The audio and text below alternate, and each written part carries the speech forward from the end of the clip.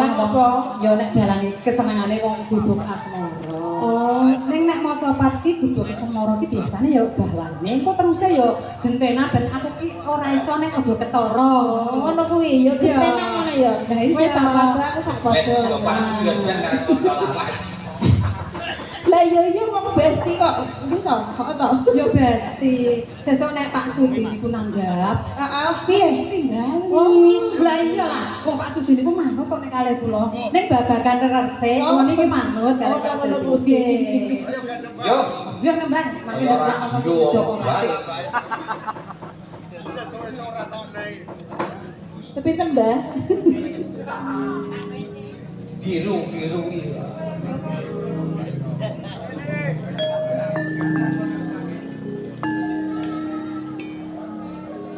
Nggih tak latihan maca Pak ning panggung ra Kaya sik apa. latihan ini kan lho. Lah iya. Lah iya. Nek karep yo kadang-kadang nek tekan panggung iki ndredeg. Nek aku ora bakalan lelek ndredeg nek ora bisa. Ayo gandengan sih kayak bentar bedek. Wis ya. Monggo. Mingkar mingkur. Lah tekate diwarai dalang itu. Mingkar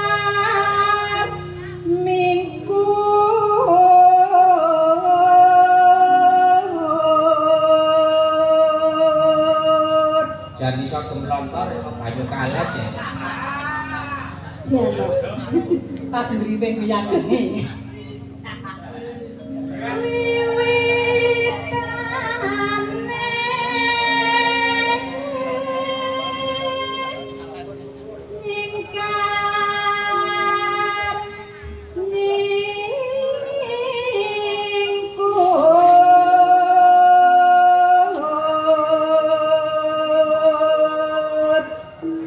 Hidup ranjang.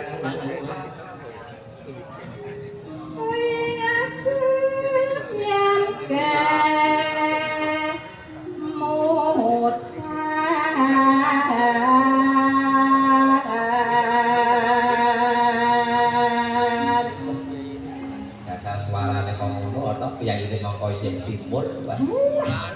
Mongko blebok.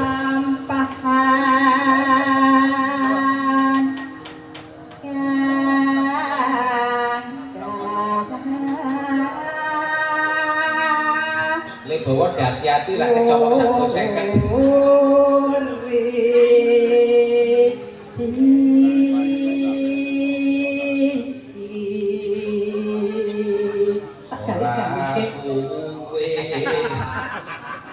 Tresno tulus nadyan ning bukas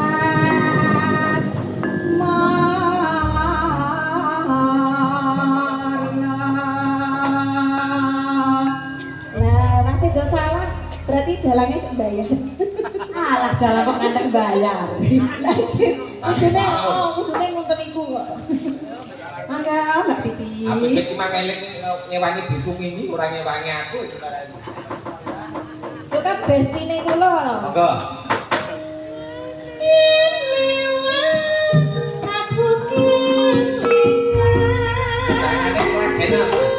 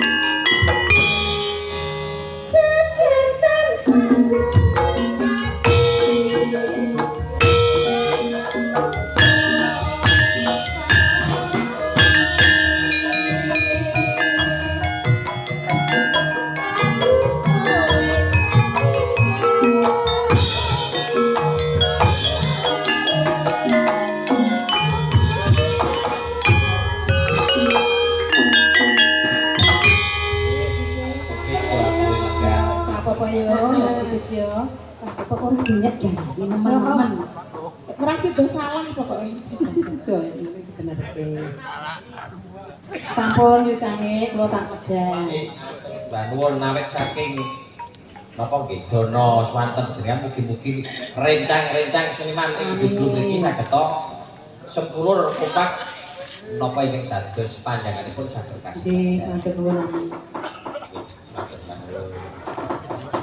Iki ngene no, pisan kana nawala sing tak tampa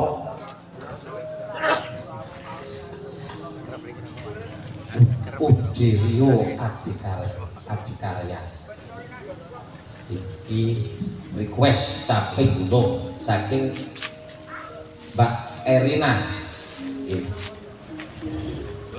Boten.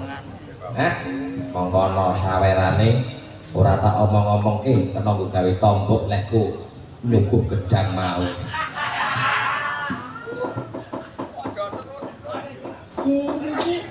Senang banget. Nggih, boleh tenang. Dibawani nggih, dikenjelengke nggih, Mas nggih.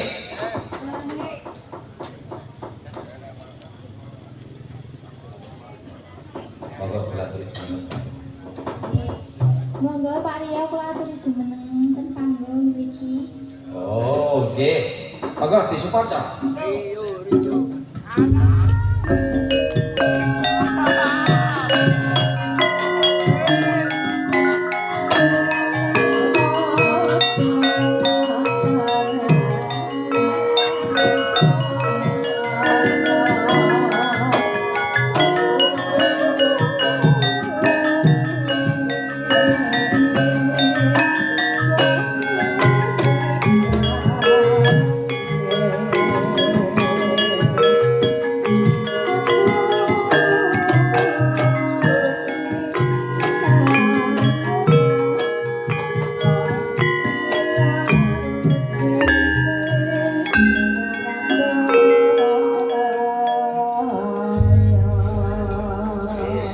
Sugeng dalu Mas.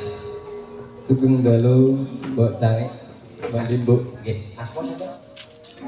Asari. Liwa Dikarya.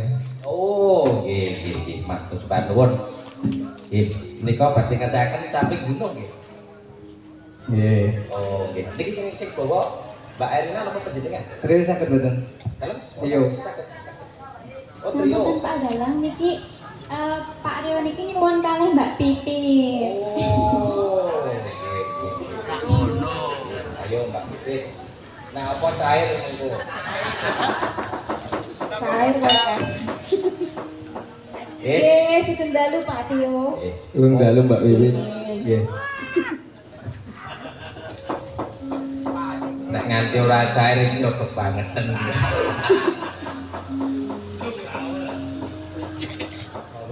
Monggo Kak, jenengan saajeng kula. Oh, nggih. Sing bawa sih. Kula. Oh, nggih. Yo hati-hati piye to nganti kleru mengko gak dicowok 150. Mboten no. Oh, Saben dicekleke. bengi nyawa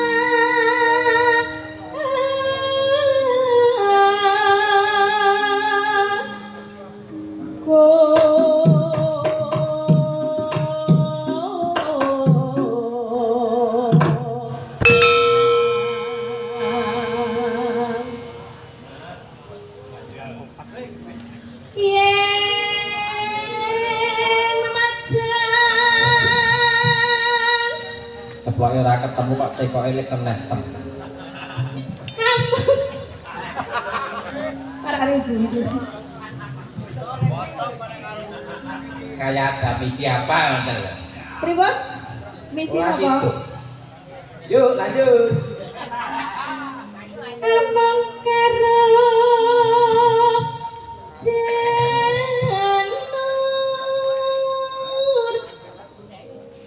kuning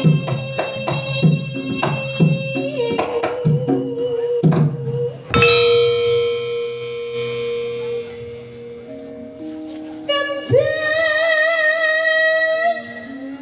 bayi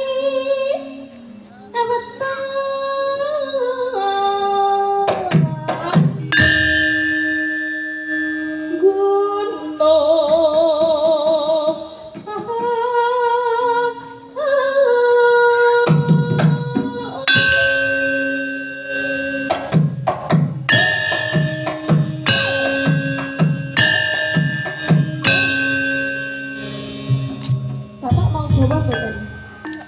Boten. Apa joget? Karo dipepet iki, pepet. Oh, kok dipepet mungkin emang wedi kali ulo. Kok dipepet kan? Pacita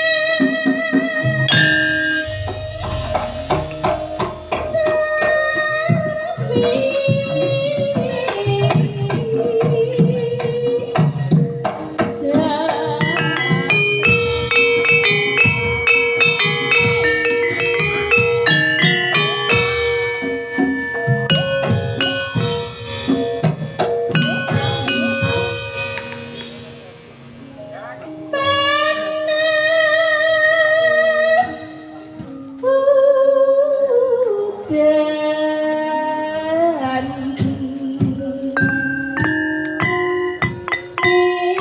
Mas janjine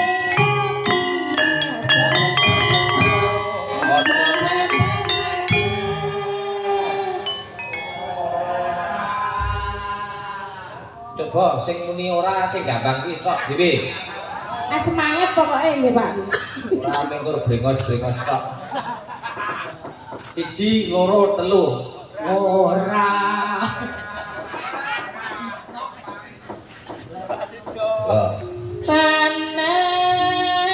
udan, udan panas kaleng-kaleng. suwe ra ketemu kok tekoke warna-warna ya. Nggih kudu wonten niku. Mosok nggih. Seploke mau ngirim pisah karo aku ki dadi rada.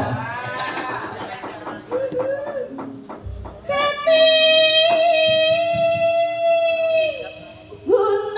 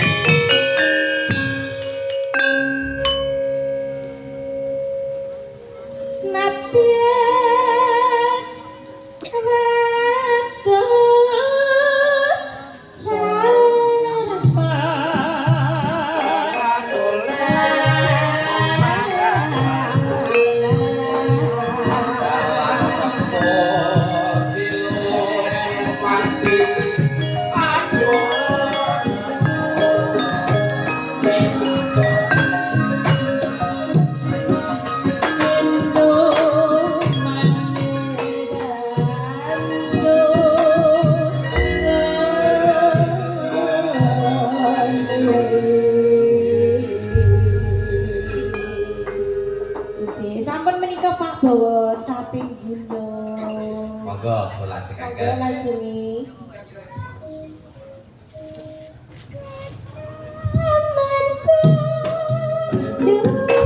Yo, ajar, Mas.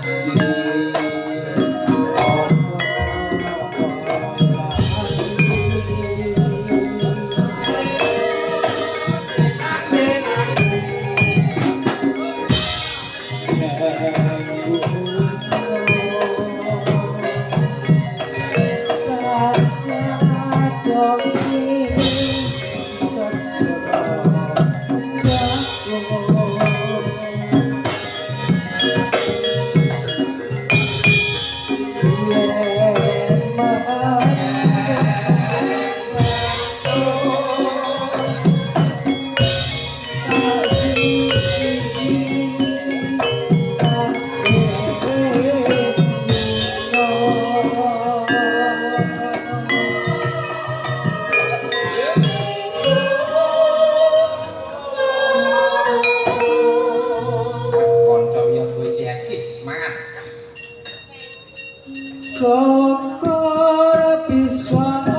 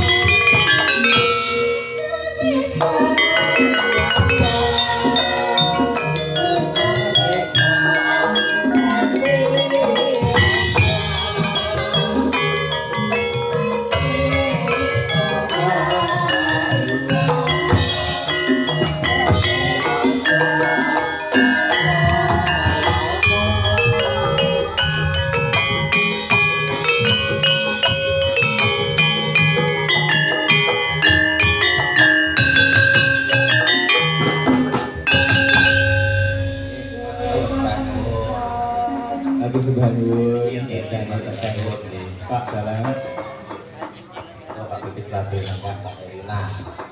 Iki ngene no, mengko dibajuke gara-gara sinden sing ngurung ketiban sampun mengko dineki gara-gara. Dasare aku ya isih duwe incengan sinden sing keleburon.